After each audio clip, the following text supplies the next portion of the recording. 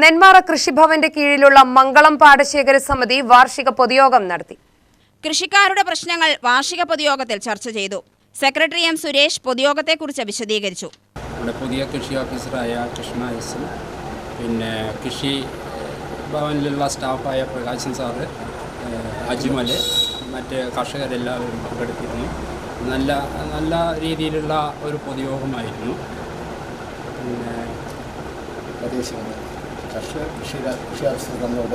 കൃഷി ഓഫീസർ തന്ന ഉപദേശങ്ങളൊക്കെ ഞങ്ങൾ വളരെയധികം സന്തോഷത്തോടെ സ്വീകരിക്കുകയും അതുപോലെ പ്രവർത്തിക്കുകയും ചെയ്യാനുള്ള തീരുമാനമെടുക്കുകയുണ്ടായി.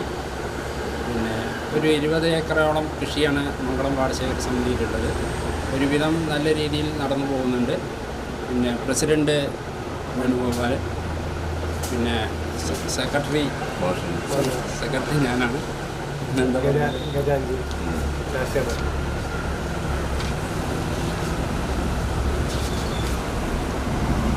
രമേശ് വൈസ്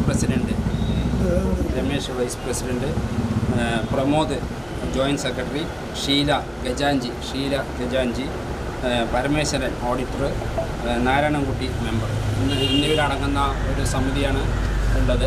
നെന്മാറ മംഗളം പാടശേഖര സമിതി ഒരുവിധം നല്ല രീതിയിൽ നടന്ന ഒരു സമിതിയാണ്. കൃഷി ഓഫീസർ എസ് കൃഷ്ണ കർഷകർക്കുള്ള ആനുകൂല്യങ്ങളെക്കുറിച്ച് വിവരിച്ചു.